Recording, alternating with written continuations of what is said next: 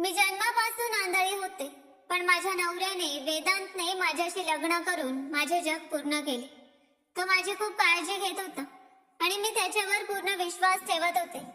डॉक्टरांनी सांगितले की एक अतिशय महागडे शस्त्रक्रियेचे ऑपरेशन माझी दृष्टी परत आणू शकते. वेदांतने ते ऑपरेशन करण्यासाठी आपले सर्वस्व विकून माझ्यावर उपचार केले. जेव्हा माझ्या डोळ्यांवरील पट्टी काढली गेली तेव्हा मी प्रथमच त्याचा चेहरा पाहिला. त्याला पाहताच मी ओरडून बेशुद्ध झाले, कारण तो तर माझा नवरा नव्हता, तर माझा अंधार माझे नशीब होते की कदाचित माझा शेवटचं ठिकाण. मी आजपर्यंत निर्णय घेऊ शकले नव्हते, कारण जेव्हापासून मी समजदार झाले तेव्हापासून माझ्यासाठी प्रकाशाची कोणतीही कल्पनाच अस्तित्वात नव्हती आणि माझे जग फक्त आवाज आणि स्पर्शापुरतेच मर्यादित होते. पण हे आवाजही माझ्यासाठी कधी सुखाचे कारण बनले नव्हते, तर माझ्या अस्तित्वावर पडणाऱ्या चाबकाच्या फटक्यांसारखे होते, जे प्रत्येक क्षणी मला हे जाणवून देत होते की मी एक निरुपयोगी आणि ओझारूप असलेले अस्तित्व आहे, ज्याची या जगात कोणतीही गरज नाही. माझे नाव मायरा आहे आणि मी जन्मापासून आंधळी आहे, पण माझे दुर्दैव केवळ माझ्या डोळ्यांना प्रकाश नसण्यापुरतेच मर्यादित नव्हते. त्याहूनही मोठे दुर्दैव हे होते की मी अनाथ होते. माझ्या आई वडिलांच्या सावलीपासून वंचित राहून मी काका आणि काकूच्या दयेवर वाढत होते. ते मला सांभाळत तर होते, पण असे जणू काही सक्तीने गल्लीतल्या आवारा कुत्र्याला भाकरीचा तुकडा टाकावा तसे. आजही सकाळची सुरुवात काकूच्या त्या कर्कश आणि टोचणाऱ्या आवाजाने झाली होती, जेव्हा माझ्या हातातून पाण्याचा ग्लास सुटून पडला होता. काच तुटल्याच्या तीव्र आवाजानंतर लगेचच काकूचा आवाज माझ्या कानात वितळलेल्या काचासारखा उतरला होता. त्यांनी माझा हात झटकत म्हटले की अगं ए दुर्दैवी मुलगी, तुला मी 1000 वेळा सांगितले आहे की जेव्हा तुला काही दिसत नाही तेव्हा वस्तूंना हात लावू नकोस, पण तुझ्या डोक्यातही अंधार आहे म्हणून तुला माझे कोणतेही बोलणे समजत नाही. मी घाबरून भिंतीला लागले आणि माझ्या हातात थरथराट आला, कारण मी जाणत होते की आता हे भांडण थांबणार नाही आणि त्या जुन्या गोष्टी पुन्हा पुन्हा सांगितल्या जातील, ज्या ऐकून ऐकून माझे कान थकले होते. काकूने तुटलेल्या काचेचे तुकडे गोळा करत रागाने म्हटले की तुझे आई वडील तर मरून सुटका मिळवून गेले आणि तुझ्यासारखे संकट माझ्या गळ्यात टाकून गेले. आता मी दिवसभर तुझी घाण साफ करू की घरातील इतर कामे पाहू? मी माझे अश्रू गिळून कसे बसे म्हटले की काकू, मी साफसफाई करून देते. मला अंदाज आहे की काच कुठे पडली आहे. पण त्यांनी तिरस्काराने मला मागे ढकलले. नाही, राहू दे, तू साफसफाई करण्याऐवजी माझे आणखी नुकसान करशील. जाऊन तुझ्या खोलीत बस आणि माझ्या समोर येऊ नकोस जोपर्यंत मी बोलवत नाही. मी भिंतींना टटोळत माझ्या खोलीकडे निघाले, जी खरे तर घरातील साठवणुकीची खोली होती, जिथे तुटलेल्या फुटलेल्या वस्तू आणि मी म्हणजे घरातील सर्वात निरुपयोगी सामान होते. माझे आई वडील एका कार अपघातात त्यावेळी मृत्यू पावले होते, जेव्हा मी खूप लहान होते आणि माझा कोणताही आधार नव्हता. म्हणून काकांनी मला त्यांच्या घरी आणले. पण काकांची स्थिती या घरात एक शांत दर्शकापेक्षा जास्त नव्हती, कारण घरातील सर्व व्यवस्था आणि निर्णय काकूंच्या हातात होते आणि काका त्यांच्या समोर बोलण्याची हिंमतही करत नव्हते. मी माझ्या बिछाण्यावर बसून माझ्या गुडघ्यात डोके ठेवून रडू लागले. तेव्हा अचानक मला वरच्या मजल्यावरून जड पावलांचा आवाज ऐकू आला आणि हा आवाज ऐकताच माझे रक्त नसांमध्ये गोठू लागले, कारण ही पावले त्या व्यक्तीची होते ज्याच्या नावानेही माझा आत्मा थरथरत होता. तो ध्रुवजीत होता, माझ्या काकांचा एकुलता एक मुलगा आणि माझा चुलत भाऊ, ज्याबद्दल मी लहानपणापासून फक्त भयावह कथा ऐकल्या होत्या. ध्रुवजीत बद्दल घरात आणि शेजार पाजारात प्रसिद्ध होते की तो एक व्यसनी आणि अत्यंत कुरूप माणूस आहे, ज्याचा अर्धा चेहरा जळालेला आहे आणि तो आकाराने माणूस कमी आणि राक्षस जास्त दिसतो.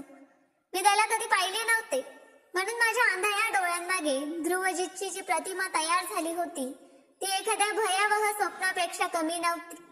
लहानपणापासून काकू मला घाबरवण्यासाठी ध्रुवजीतचे नाव वापरत होत्या आणि जेव्हा मी जेवण करत नव्हते किंवा रडत होते तेव्हा त्या म्हणत होत्या की शांत हो, नाहीतर मी ध्रुवजीतला बोलवते, तो तुला उचलून घेऊन जाईल आणि कच्चे खाईल. या गोष्टींनी माझ्या कोमल मनावर इतका गंभीर परिणाम झाला की आता तरुण झाल्यानंतरही त्याच्या पावलांच्या आवाजाने मी बिछाण्याखाली लपण्याचा प्रयत्न करत होते.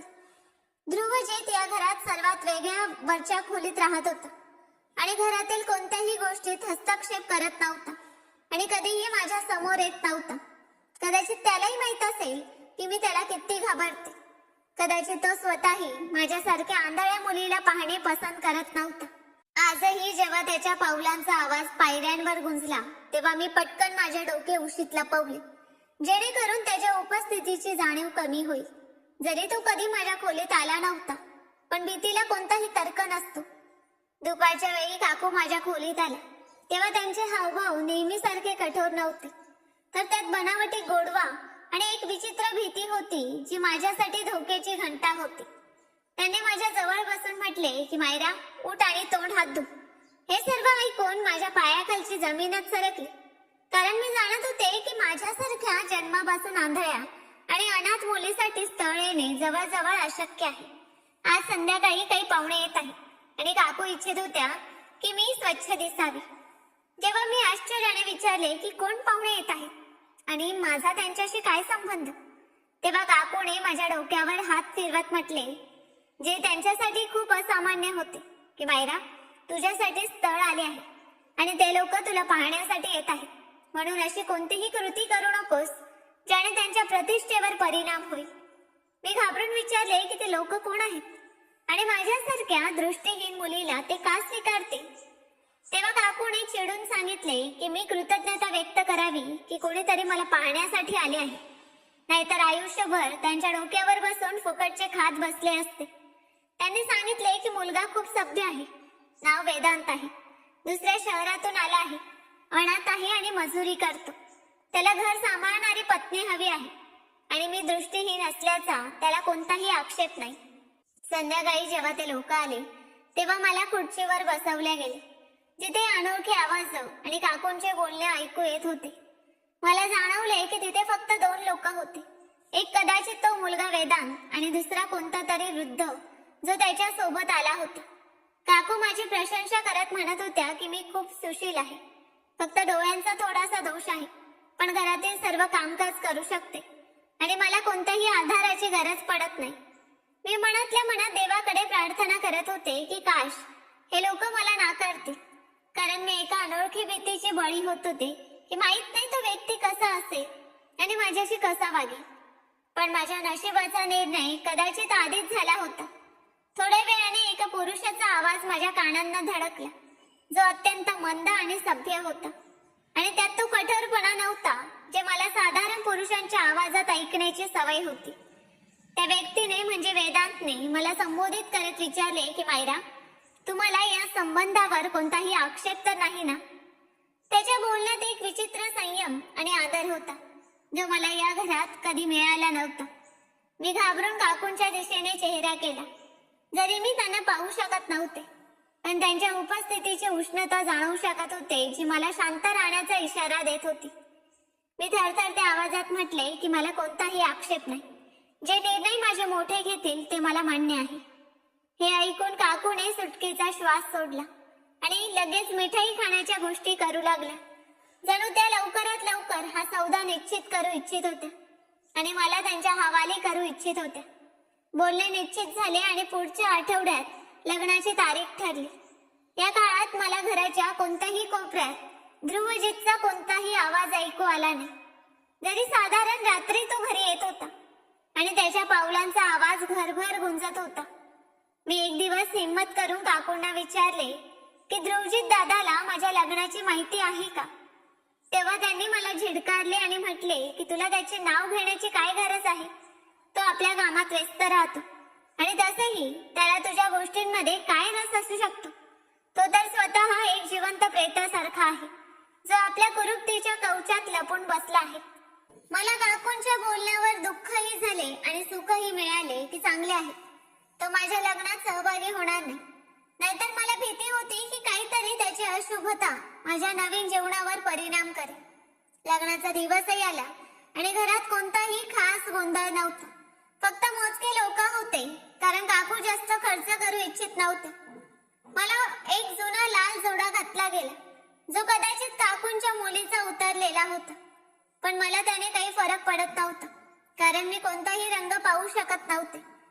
जेव्हा लग्नाच्या मंडपात पंडितजींनी मला हवन कुंडासमोर सहमती विचारली, तेव्हा मी एका क्षणासाठी थांबले, कारण माझे हृदय जोरजोराने धडकत होते. मी एका अशा अनोळखी जगात पाऊल टाकत होते जिथे आतापर्यंत अंधारच माझा साथी होता, पण आता एक पूर्णपणे अनोळखी व्यक्ती जीवनसाथी होणार होता. मी त्या मुलासोबत लग्न केले. त्या क्षणापासून माझ्या जीवनाचा एक अध्याय संपून दुसरा सुरू होणार होता. एक असा अध्याय ज्यात मला हेही माहित नव्हते की माझ्या मार्गात फुले विखुरलेली असतील की काटे. विदाईच्या वेळी काकूने रडत नाही तर अत्यंत सुखाने मला विदा केले. जणू त्यांच्या खांद्यावरून कोणते तरी जड ओझे उतरले आहे. वेदांत मला घेऊन एका टॅक्सीत बसले आणि आम्ही दुसऱ्या शहराकडे निघालो, जिथे माझे नवीन घर माझी वाट पाहत होते. संपूर्ण प्रवासात वेदांत शांत राहिले आणि मीही आकुंचित बसले, पण त्यांच्या शांततेत एक विचित्र सुरक्षा भाव होता, जो मला कुटुंबाच्या भयावह शांततेपासून पूर्णपणे वेगळा वाटत होता. टॅक्सी थांबल्यावर वेदांतने नरमाईने म्हटले की मायरा, आपण घरी पोहोचलो आहोत. आणि नंतर त्यांनी माझा हात धरला. हा पहिला प्रसंग होता जेव्हा कोणत्याही पुरुषाने माझा हात इतक्या नरमाईने आणि सावधानीने धरला होता, जणू मी कोणती तरी काचेची बाहुली आहे जी जराशा निष्काळजीपणाने तुटेल. त्या स्पर्शाने माझ्या आतील भीती काही प्रमाणात कमी झाली आणि मला वाटले की कदाचित माझ्या जीवनातील अंधार आता दूर होणार आहे आणि कदाचित देवाने माझ्या प्रार्थना ऐकल्या आहेत, ज्याने मला वेदांसारखा दयाळू जीवनसाथी दिला आहे, जो माझ्या कमतरतांसह मला स्वीकारण्यास तयार आहे. जेव्हा मी त्या घरात प्रवेश केला तेव्हा तिथले वातावरण पूर्णपणे वेगळे होते. तिथे काकूंचे ओरडणारे आवाज नव्हते आणि ना ध्रुवजीतच्या जड पावलांची भीती होती, तर एक विचित्र शांतता आणि सुख होते. वेदांत मला एका खोलीत घेऊन गेले आणि बिछाण्यावर बसवत म्हणाले की हे तुझे स्वतःचे घर आहे मायरा. इथे तुला कोणापासूनही घाबरण्याची गरज नाही आणि कोणीही तुला इथे ओझे समजणार नाही. मी जाणतो की तू खूप दुःख पाहिले आहेस, पण आता मी प्रयत्न करेन की तुझ्या डोळ्यात कधी अश्रू येऊ नये. त्यांचे हे शब्द माझ्या ओसाड हृदयावर पावसाच्या पहिल्या थेंबासारखे पडले आणि मी अनायासपणे रडू लागले. त्यांनी मला शांत केले नाही, तर माझ्या डोक्यावर हात ठेवून मला रडू दिले. जणू ते जाणत होते की माझ्या आत किती वेदना भरलेल्या आहेत, ज्यांना बाहेर पडणे आवश्यक आहे. मी त्यावेळी जाणत नव्हते की ही व्यक्ती जी माझ्या समोर उभी आहे आणि इतक्या प्रेमाने वागत आहे, खरे तर कोण आहे आणि नशिबाने माझ्यासाठी काय खेळ रचलेला आहे. मी तर फक्त त्या क्षणात जगत होते जिथे मला प्रथमच माणूस असण्याचा दर्जा मिळत होता. लग्नाची ती पहिली रात्र माझ्या जीवनातील सर्वात शांत रात्र होती, ज्यात भीतीचा कोणताही पहारा नव्हता. आणि जेव्हा दुसऱ्या सकाळी माझे डोळे उघडले तेव्हा मला सवयीप्रमाणे काकूंच्या ओरडण्याचा किंवा भांड्यांचा खणखणाटाचा आवाज ऐकू आला नाही, तर एका विचित्र सुगंधाने माझे स्वागत केले. तो कदाचित पराठ्याचा सुगंध होता. माझ्यासाठी हा अनुभव पूर्णपणे नवीन होता की कोणीतरी माझ्या पूर्वी जागून माझ्यासाठी नाश्ता तयार करत आहे. मी बिछाण्यावरून उठण्याचा प्रयत्न करत होते की खोलीचा दरवाजा उघडला आणि वेदांच्या पावलांचा आवाज आला. त्यांनी मोठ्या नरमाईने मला रोखले आणि म्हटले की मायरा, तू आराम कर, मी नाश्ता तयार केला आहे आणि मी इथेच आणतो. तुला अजून घराच्या मार्गांचा अंदाज नाही, कुठेतरी ठेच लागले तर. त्यांच्या आवाजातील आपुलकीचा भाव ऐकून माझ्या डोळ्यात पुन्हा ओलावा भरला, कारण मी तर नेहमी उपेक्षित झालेली मुलगी होते, जिला कधी एक ग्लास पाणीही सरळ तोंडाने दिले गेले नव्हते. आणि आज ही अनोळखी व्यक्ती माझी सेवा करत होती. वेदांतने स्वतःच्या हाताने मला नाश्ता खाऊ घातला आणि प्रत्येक घासाबरोबर ते मला हे जाणवून देत राहिले की मी कोणतेही ओझे नाही, तर त्यांची जबाबदारी आणि सन्मान आहे. नाश्त्यानंतर त्यांनी माझा हात धरून मला संपूर्ण घर फिरवले आणि माझे हात भिंतीवर, दरवाजांवर आणि फर्निचरवर ठेवून मला समजावले की कोणती वस्तू कुठे ठेवलेली आहे, जेणेकरून त्यांच्या अनुपस्थितीत मी त्रास सहन करू नये. ते माझी बोटे धरून चालत होते आणि मी विचार करत होते की देवाने माझी दृष्टी हिरावून घेऊन मला किती मोठे बक्षीस दिले आहे की मला वेदांत सारखा जीवनसाथी मिळाला, जो माझे डोळे बनला आहे. दिवस सरत गेले आणि वेदांसोबत माझे जीवन एका शांत नदीसारखे वाहू लागले. ते सकाळी लवकर कामावर जात आणि जाण्यापूर्वी माझ्यासाठी दुपारचे जेवण आणि पाणी ठेवून जात. ते जोर देऊन सांगत की मी दरवाजा बंद ठेवावा आणि कोणत्याही अनोळखी व्यक्तीला आत येऊ देऊ नये. संध्याकाळी जेव्हा ते परत येत तेव्हा त्यांची थकलेली स्थिती त्यांच्या जड श्वासांवरून जाणवत असे. पण ते येतात सर्वप्रथम माझी तब्येत विचारत आणि कधीही आपला थकवा माझ्यावर रागाच्या रूपात व्यक्त करत नव्हते. एकदा संध्याकाळी जेव्हा वेदांत माझ्या डोक्यात तेल लावत होते, जो आता त्यांचा नेहमीचा रिवाज बनला होता, तेव्हा मी त्यांना म्हटले की वेदांत, तुम्ही खूप चांगले आहात, तुम्ही देवदूत आहात. मला तर विश्वासच बसत नाही की पुरुष असेही असतात, कारण मी तर माझ्या घरात फक्त भीतीच पाहिली आहे. वेदांतचे हात माझ्या केसात थांबले आणि त्यांनी मंद आवाजात विचारले की का मायरा, तुझे काका तुझ्याशी चांगले वागत नव्हते की तिथे कोणीतरी दुसरे होते ज्याने तुला घाबरवले? मी एक थंड श्वास घेतला आणि म्हटले की काका तर काही बोलत नव्हते, पण त्यांचा मुलगा ध्रुवजित, मी त्याला कधी पाहिले तर नाही, पण त्याच्या अस्तित्वानेच मला तिटकारा येत होता. सर्व म्हणत होते की तो कुरूप आहे आणि त्याचा चेहरा जळलेला आहे, पण त्याचे हृदय त्याच्या चेहऱ्यापेक्षाही जास्त काळे होते. बरं आहे की मी त्या नरकातून बाहेर पडले. माझे बोलणे ऐकून वेदांत पूर्णपणे शांत झाले आणि मला वाटले की कदाचित त्यांना माझ्या जुन्या गोष्टी वाईट वाटत आहेत आणि त्या उल्लेखाने वैतागले आहेत. मी घाबरून त्यांचा हात टटोळला आणि विचारले की काय झाले वेदांत, तुम्ही नाराज झालात का? मी तर फक्त माझ्या हृदयाचे ओझे हलके करण्यासाठी बोलले होते. वेदांतने एक खोल श्वास घेतला आणि पुन्हा माझ्या केसात बोटे फिरवत म्हणाले की नाही मायरा, मी नाराज नाही. मी फक्त विचार करत आहे की माणूस कधी कधी आपल्या बाह्य रूपामुळे किती बदनाम होतो, तर हृदयाची स्थिती फक्त देव जाणतो. असो, सोड या गोष्टी. तू आता इथे सुखी तर आहेस ना? मी लगेच डोके हलवले आणि म्हटले की मी खूप सुखी आहे वेदांत, इतकी सुखी की मला कधी कधी भीती वाटते की हे स्वप्न तुटू नये. पण एक कमतरता आहे जी मला अस्वस्थ ठेवते. वेदांतने विचारले की ती काय कमतरता आहे? मी हव्याशाने म्हटले की काश माझी दृष्टी असते तर मी पाहू शकले असते की ती व्यक्ती कशी दिसते ज्याने माझे अंधारमय जग उजळले आहे. मी तुमचा चेहरा पाहू इच्छिते वेदांत, मी तुम्हाला पाहू इच्छिते की माझा रक्षक किती सुंदर आहे.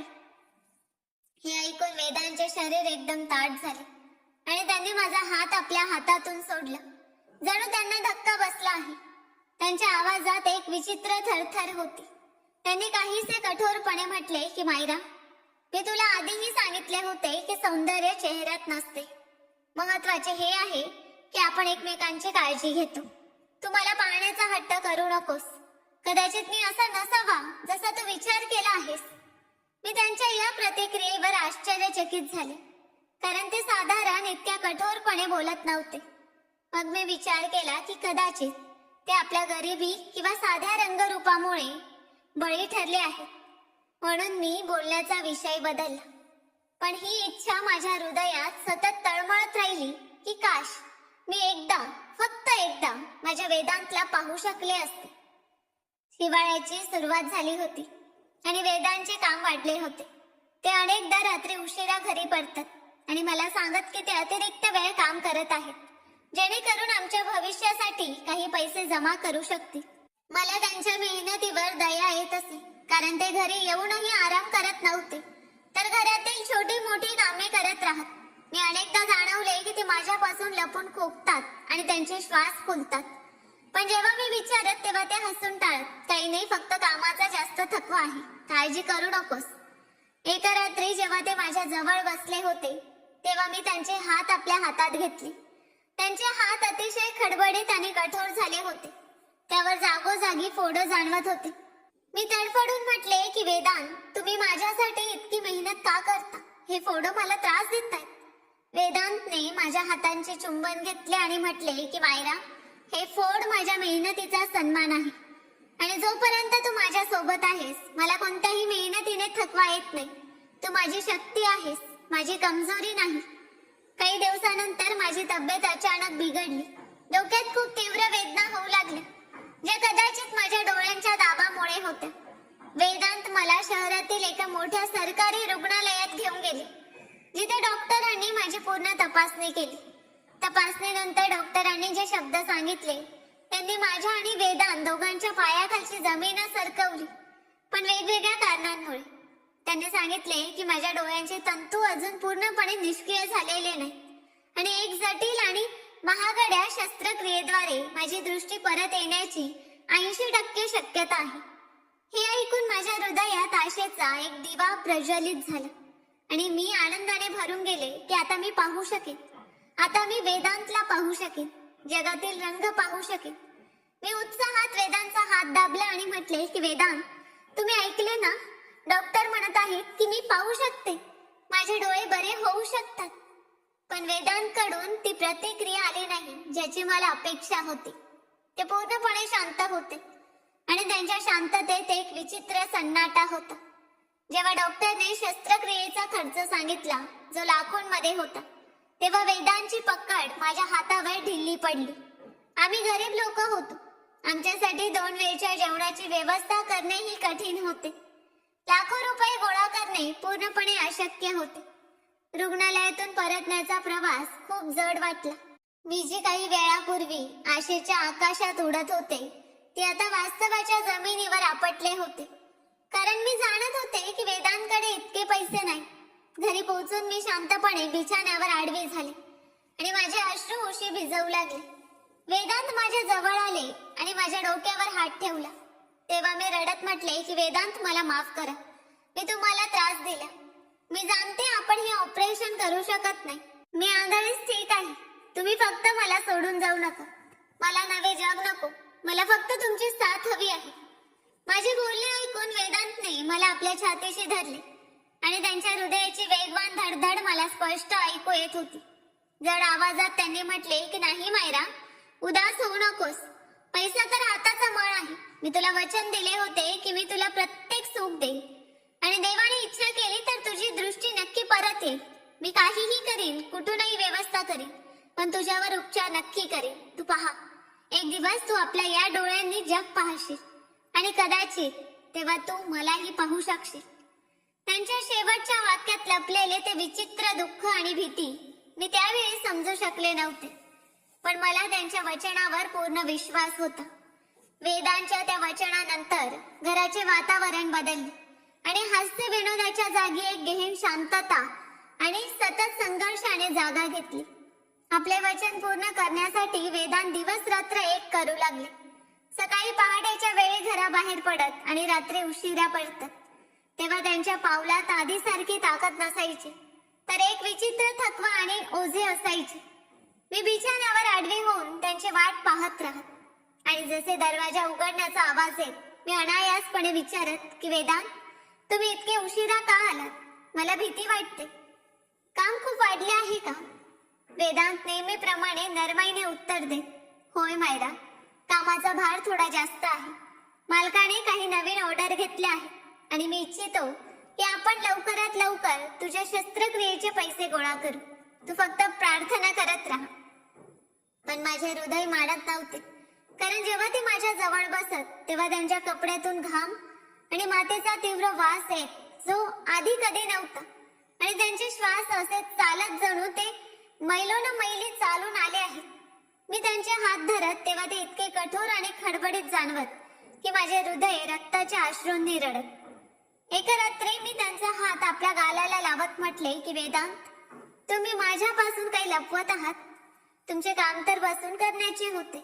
मग या हातांवरची फोडं आणि हा मातीचा वास कसा? मला खरे सांगा, तुम्ही कोणते काम करत आहात? वेदांतने पटकन आपला हात ओढून घेतला आणि हसले.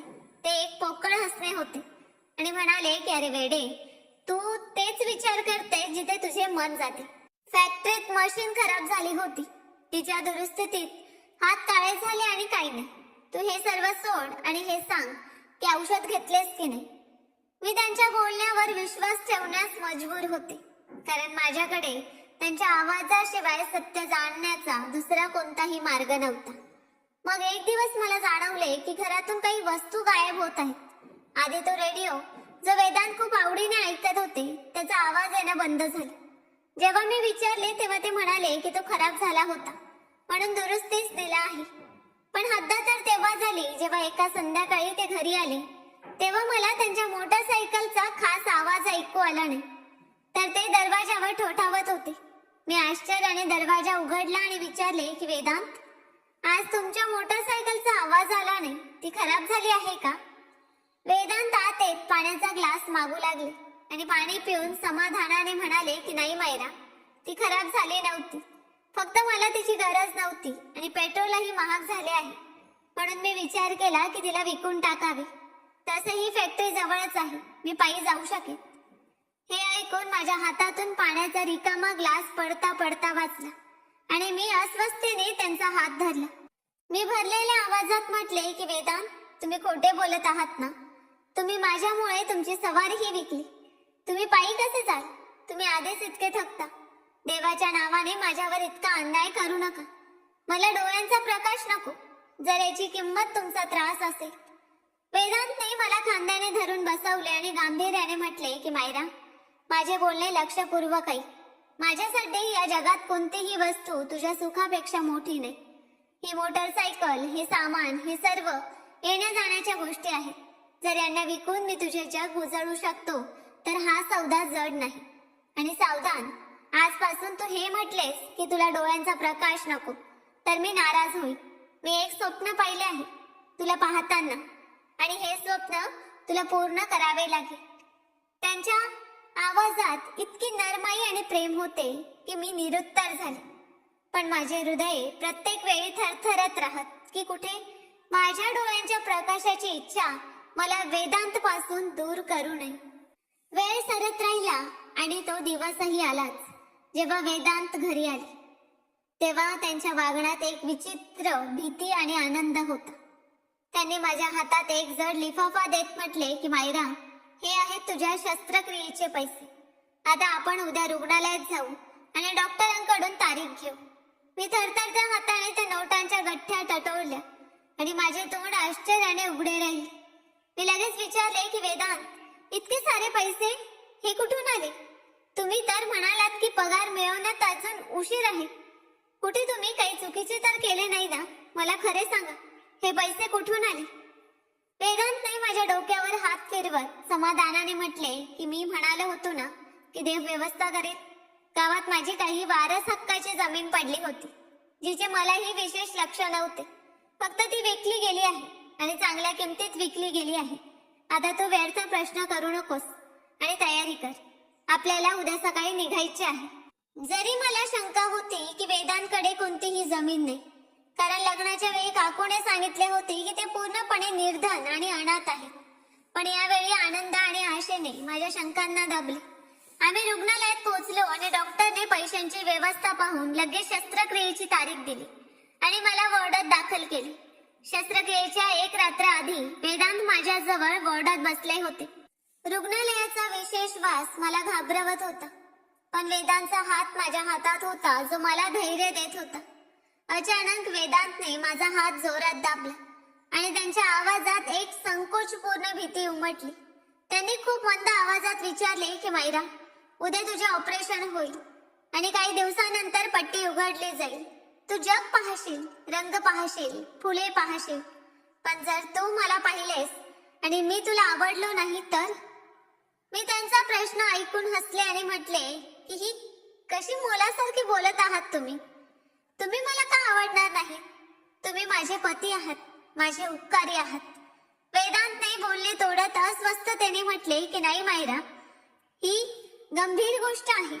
तू आपल्या मनात माझी जी प्रतिमा तयार केली आहेस, जर मी त्यापासून पूर्णपणे वेगळा निघालो, जर मी सुंदर नसलो, जर माझ्या चेहऱ्यावर कोणता डाग असला, तर तू तरीही मला तसेच प्रेम करशील जसे आता करतेस? त्यांच्या आवाजात लपलेली उदासीनता आणि भीती जाणवून मी गंभीर झाले. मी त्यांचा हात धरत म्हटले की वेदांत, माझे डोळे आंधळे असू शकतात, पण माझे हृदय नाही. मी तुम्हाला माझ्या आत्म्याने पाहिले आहे आणि आत्म्याचे प्रेम रूप रंगावर अवलंबून नसते. तुम्ही जसेही असाल, माझ्यासाठी या जगात तुमच्यापेक्षा सुंदर कोणीही असू शकत नाही. तुमचा चेहरा जसाही असो, तुमच्या स्वभावाने मला जिंकले आहे. कृपा करून हा भ्रम तुमच्या हृदयातून काढून टाका की मी तुम्हाला पाहून बदलून जाईल. माझे बोलणे ऐकून त्यांनी लांब श्वास घेतला आणि हळूच म्हणाले की काश असेच हो मायरा, काश तू जे बोलतेस ते दृष्टी मिळाल्यानंतरही तू तसेच राहशील. कारण वास्तव कधी कधी स्वप्नांपेक्षा खूप जास्त कठोर असते. दुसऱ्या सकाळी मला ऑपरेशन थिएटर मध्ये नेले जाऊ लागले. तेव्हा वेदांतने माझा हात सोडत म्हटले की मी बाहेरच उभा आहे मायरा, मी कुठेही जात नाही, तू फक्त घाबरू नकोस. ऑपरेशन थिएटरचा दरवाजा बंद होईपर्यंत मला त्यांच्या प्रार्थनांचा आवाज येत राहिला आणि नंतर नशा आणि औषधाने मला आपल्या मिठीत घेतले. शस्त्रक्रिया यशस्वी झाली आणि मला पुन्हा खोलीत हलवले गेले. माझ्या डोळ्यांवर जाड पट्ट्या बांधलेल्या होत्या आणि डॉक्टरांनी सांगितले होते की या पट्ट्या 3 दिवसानंतर उघडल्या जातील. हे 3 दिवस माझ्यासाठी 3 शतकांसारखे होते. मी अंधारात आडवी होऊन फक्त त्या क्षणाची कल्पना करत राहत की जेव्हा मी प्रथमच प्रकाश पाहीन. वेदांत या 3 दिवसात एक क्षणासाठीही माझ्या जवळून हटले नाहीत. ते मला जेवण खाऊ घालत, औषधे देत आणि रात्रभर जागून माझ्या शेजारी बसून राहत. मी अनेकदा रात्री दचकून उठत आणि विचारत की वेदांत, तुम्ही इथेच आहात ना? आणि ते लगेच माझा हात धरून म्हणत की होय मायरा, मी इथेच आहे, तुझ्या जवळ. पण त्यांच्या आवाजात आता ती आधीची चमक नव्हती, तर एक खोल उदासीनता आणि थकवा होता ज्याला मी जाणवू शकत होते. जणू कोणताही अपराधी आपल्या शिक्षेच्या जवळ येताना भीती जाणवतो. अगदी तसेच वेदांत मला भयभीत वाटत होते. शेवटी तो दिवस आलाच जेव्हा डॉक्टरने पट्ट्या उघडण्याचा निर्णय घेतला. डॉक्टर आणि नर्स खोलीत उपस्थित होते आणि वेदांत माझ्या समोर उभे होते. माझे हृदय इतक्या जोराने धडकत होते की मला वाटले जणू ते पट्ट्या तोडून बाहेर येईल. डॉक्टर माझ्या जवळ येऊन म्हणाले की मायराबाई, आता मी पट्ट्या उघडायला सुरुवात करतो, तुम्ही घाबरू नका आणि हळूहळू डोळे उघडा. सुरुवातीला थोडा त्रास होऊ शकतो, पण नंतर सगळे स्पष्ट दिसेल. मी थरथरत्या आवाजात म्हणाले की डॉक्टर साहेब, मी खरंच पाहू शकेन ना? मी माझ्या नवऱ्याला पाहू शकेन का? डॉक्टर हसत म्हणाले की होय, अगदी पाहू शकाल. तुमचे पती अगदी तुमच्या समोर उभे आहेत. मी खोल श्वास घेतला आणि देवाचे नाव घेऊन डॉक्टरांना परवानगी दिली. जसजशा पट्ट्या उघडत होत्या तसतशा माझ्या हृदयाच्या धडकना वर खाली होत होत्या आणि वेदांची शांतता माझ्या कानात घोंगावत होती. मला काय ठाऊक होते की ही पट्टी उघडल्यानंतर जे दृश्य मी पाहणार आहे ते माझ्या आतापर्यंतच्या आयुष्यातील सर्वात मोठा धक्का असेल आणि माझ्या सुखांना एकाच क्षणात उधळून लावेल. पट्टीची शेवटची थर काढली आणि मला प्रकाशाचा एक तीव्र धक्का जाणवला ज्याने माझे डोळे चक्रावले. मी पुन्हा पापण्या उचलण्याचा प्रयत्न केला. सुरुवातीला सगळे धोक्यात आणि गोंधळलेले दिसत होते. रंग एकमेकात मिसळलेले होते. डॉक्टर आणि नर्सांची हालचाल माझ्या समोर होती. पण नंतर हळूहळू दृश्य स्पष्ट होऊ लागले. डॉक्टरांनी माझ्या चेहऱ्यासमोर हात हलवत विचारले की काय दिसते आहे. पण माझे लक्ष डॉक्टरांच्या बोटांवर नव्हते. माझ्या अस्वस्थ नजरा त्या व्यक्तीला शोधत होत्या जो माझ्या आयुष्याचा केंद्रबिंदू होता, ज्याने मला अंधारातून बाहेर काढून या प्रकाशाच्या योग्य बनवले होते. मी नजर फिरवून डॉक्टरांच्या मागे उभे असलेल्या व्यक्तीला पाहिले जो भिंतीला टेकून उभा होता. जशी माझी नजर त्याच्या चेहऱ्यावर पडली तशी वेळच थांबली. माझा श्वास अडकला आणि माझ्या मेंदूत जोरदार धक्का बसला. तो वेदांत नव्हता. तो प्रकाशमान चेहरा असलेला माणूस नव्हता ज्याची प्रतिमा मी मनात तयार केली होती. तर माझ्या समोर तो भयावह प्रेत उभा होता ज्याच्या कथा ऐकून ऐकून मी मोठी झाले होते. अर्धा जळालेला चेहरा आणि ते भयंकर डोळे. हातात ध्रुवजित होता, तोच ध्रुवजित ज्याचा मी तिरस्कार करत होते आणि ज्याच्या सावलीपासूनही मी पळत होते. त्याला पाहताच माझ्या अस्तित्वावर एक सनसनाट झाला आणि माझ्या घशातून एक तीव्र किंचाळी बाहेर पडली ज्याने रुग्णालयाच्या खोलीतील शांतता उद्ध्वस्त केली. मी घाबरून डोळे बंद केले आणि ओरडले की याला इथून बाहेर काढा. हा इथे कशाला आला आहे? माझ्या नवऱ्याला बोलवा. वेदांत कुठे आहे? हा जळालेल्या चेहऱ्याचा माणूस माझ्या समोर कसा उभा आहे? डॉक्टर आणि नर्स घाबरून मला सावरू लागले, पण मला हिस्टेरियाचा झटका आला होता. मला विश्वासच बसत नव्हता की माझे डोळे उघडताच मला वेदांत येऊची माझी कुरूप भीती दिसे. माझे मन हे मान्य करायला तयारच नव्हते की ही तीच खोली आहे जिथे वेदांत माझ्या सोबत होते. मी हातपाय मारत डॉक्टरांना ढकलले आणि ओरडले की तुम्ही सगळे एकत्र आहात. तुम्ही माझ्या वेदांत बरोबर काय केले? हा कुरूप माणूस इथे कसा पोहोचला? मला वेदांत हवे. मला आत्ताच त्यांच्याकडे घेऊन चला. माझ्या समोर उभा असलेला तो माणूस म्हणजे ध्रुवजीत एक पाऊल पुढे आला आणि त्याने थरथरते हात माझ्या दिशेने वाढवले, जणू तो मला स्पर्श करू इच्छित होता. त्याच्या डोळ्यात अश्रू होते आणि तो काही बोलू इच्छित होता, पण त्याचे पुढे येणे झाले की मी पुन्हा जोरात ओरडले आणि भीतीने माझे मन सुन्न झाले. मग माझ्या डोळ्यांसमोर पुन्हा अंधार पसरला आणि मी बेशुद्ध होऊन बिछाण्यावर कोसळले. जेव्हा मला जाग आली तेव्हा मला माहित नव्हते किती वेळ गेला आहे. कदाचित काही तास किंवा त्याहून जास्त. खोलीत आता ती रोषणाई नव्हती तर मंद दिवा लागला होता आणि डॉक्टर किंवा नर्स तिथे नव्हते. माझे डोके जड झाले होते आणि डोळे दुखत होते. जशी मी कोस बदलली तशी माझी नजर समोर खुर्चीवर बसलेल्या माणसावर पडली. तो जळालेला चेहरा, तीच विकृत नाक, तो आपल्या हातात डोके खोवून बसला होता. मला पाहताच तो दचकून सरळ झाला आणि त्याच्या चेहऱ्यावर चिंता दिसली, पण माझ्यातील भीती पुन्हा जागी झाली. मी विजेसारख्या वेगाने बिछाण्याच्या कोपऱ्यात आकुंचित झाले. माझे संपूर्ण शरीर थरथरत होते. मी थरथरत्या आवाजात विचारले की तुम्ही इथे अजून का आहात? तुम्ही माझ्या नवऱ्याला कुठे लपवले आहे? खरे सांगा, वेदांत कुठे आहेत? जर तुम्ही त्यांना काही केले तर मी पोलिसांना बोलावे. मी तुम्हाला सोडणार नाही.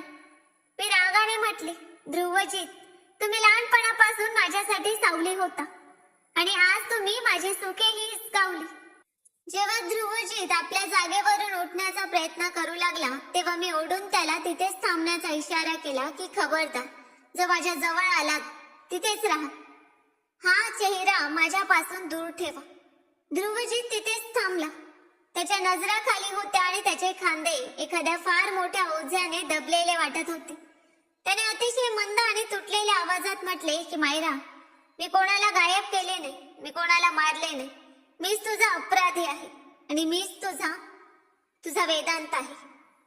त्याच्या तोंडून हे शब्द निघताच मला वाटले जणू कोणीतरी माझ्या कानात वितळलेली काच ओतली आहे. मी तिरस्कार आणि रागाने म्हटले की बकवास बंद करा, खोटे बोलू नका. तुम्ही वेदांत असूच शकत नाही. वेदांत एक देवदूत आहे आणि तुम्ही एक दानव आहात.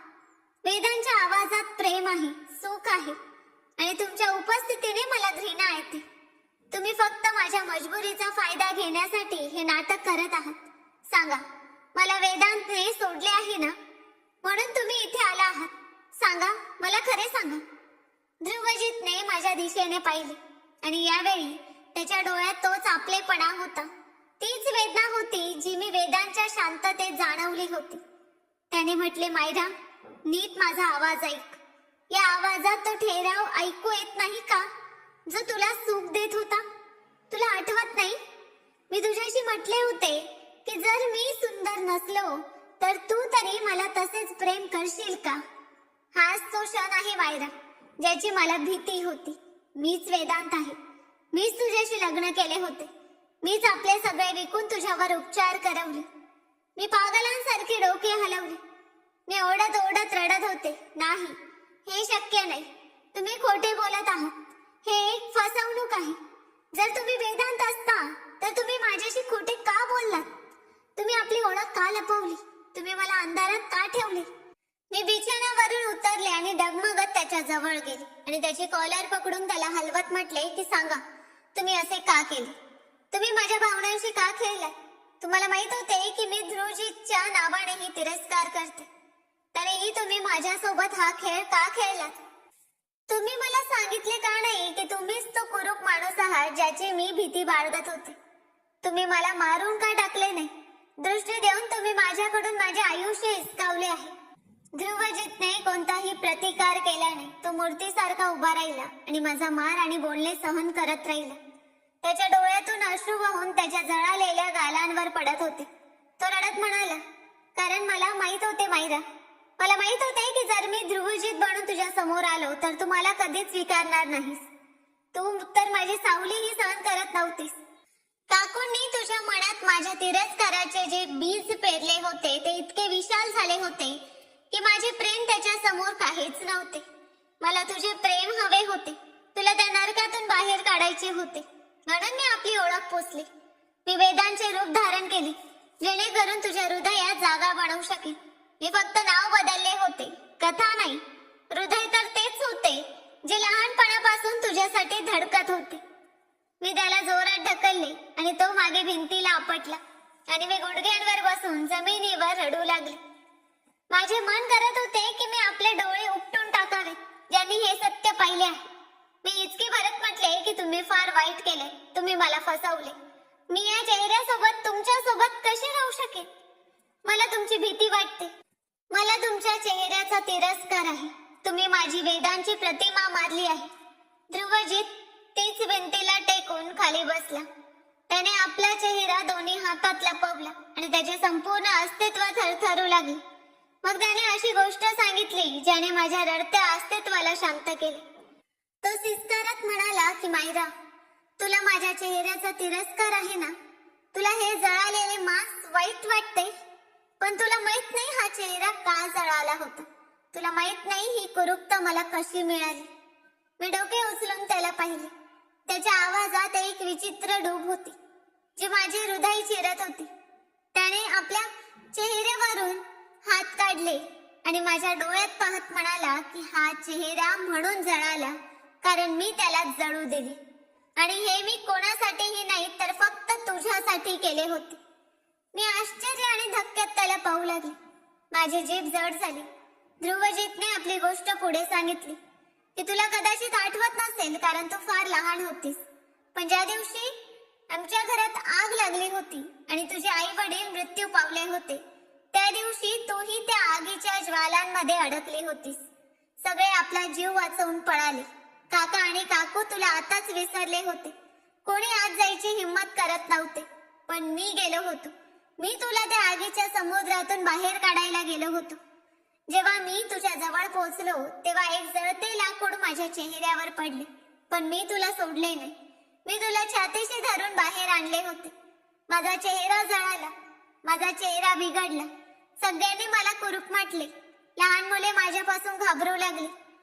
काकूंनी मला दुर्दैवी म्हटले, पण मला कधी या चेहऱ्याबद्दल पश्चाताप झाला नाही. जाणतेस का? तो एका क्षणासाठी थांबला. त्याच्या डोळ्यात एक विचित्र चमक होती. मग तो म्हणाला की कारण जेव्हा जेव्हा मी आयुष्यात हा जळालेला चेहरा पाहतो तेव्हा त्यात तू सुरक्षित दिसतेस. ही माझ्यासाठी कुरूपता नव्हती, ही माझ्या प्रेमाची खूण होती. माझ्या कुर्बानीची निशाणी जी मी फक्त आणि फक्त तुझ्यासाठी दिली होती. आणि आजही मी माझी प्रत्येक मौल्यवान वस्तू, माझा आत्मसन्मानही विकला जेणेकरून तू जग पाहू शकशील. मग या जगात माझ्यासाठी जागा असो की नसो. त्याची ही गोष्ट ऐकून माझ्या मेंदूत तुफान उभे राहिले. गेलेल्या काळाच्या धुक्यातल्या आठवणी आणि काकूंच्या सांगितलेल्या गोष्टी सगळ्या नव्या क्रमाने समोर येऊ लागल्या.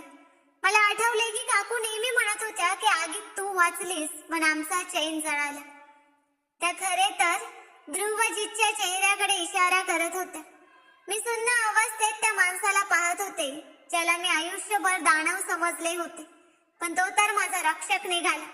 त्याच्या चेहऱ्यावरील प्रत्येक डाग, प्रत्येक जखम माझ्या आयुष्याची साक्ष देत होती. ध्रुवजीतने भिंतीचा आधार घेऊन उभे राहताना आपले डोळे पुसले आणि अतिशय तुटलेल्या आवाजात म्हणाला की असो, आता तुझी दृष्टी आली आहे, तू सगळे पाहू शकतेस. आणि मला हेही माहित आहे की तू माझ्या या भयावह चेहऱ्यासोबत आयुष्य घालवू शकत नाहीस. मी तुला कैद करणार नाही मायरा. जर तू इच्छित असशील तर माझ्यापासून घटस्फोट घेऊ शकतेस. मी उद्या वकिलाशी बोलतो. तू मुक्त आहेस. हे म्हणून तू वळला आणि दरवाजाकडे निघाला.